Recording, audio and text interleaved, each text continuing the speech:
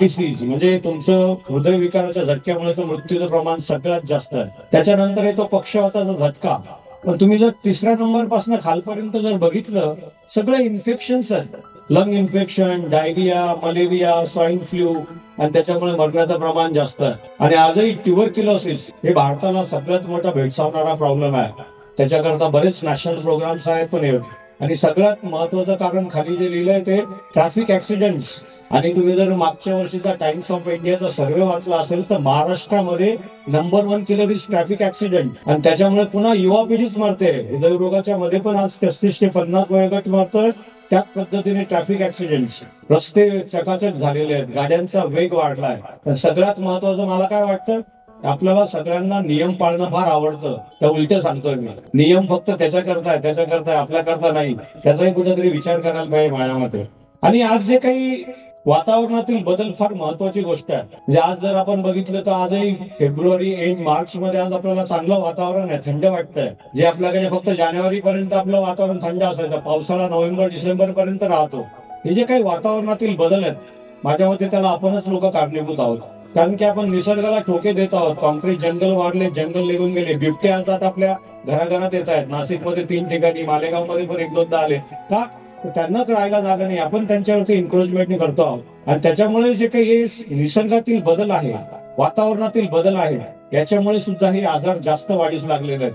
पण आजही थ्रोम्बोसिस म्हणजे रक्ताच्या गुठळ्या शरीरामध्ये तयार होण्याचं जे प्रमाण वाढलेलं आहे, त्याचा कुठेतरी आपण आज विचार करणार आहोत. त्याच्यात आपण प्रामुख्याने बोललो की जीवनशैलीतील बदल.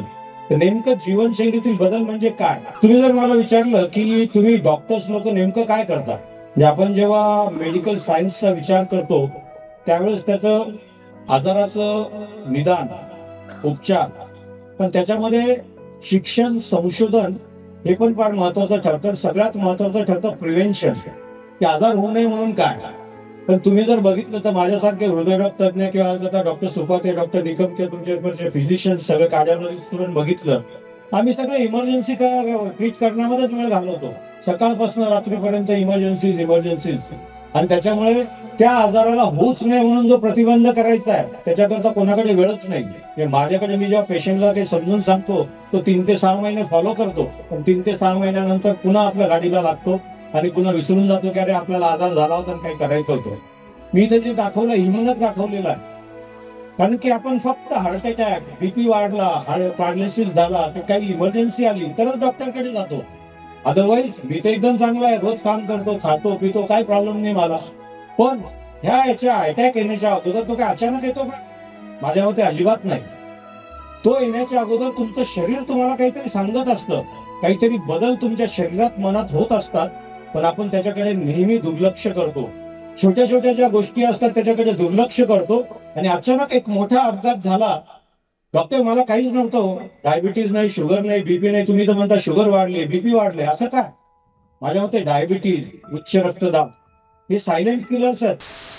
काव्याने आपल्या शरीरामध्ये कधी शिरकाव करतात आणि त्याचा जेव्हा परिणाम आपल्या समोर येतो त्याच वेळेस ते आपल्या लक्षात येतात. त्याच्यामुळे तुमच्या वार्षिक तपासण्या नियमित करणं फार गरजेचं आहे.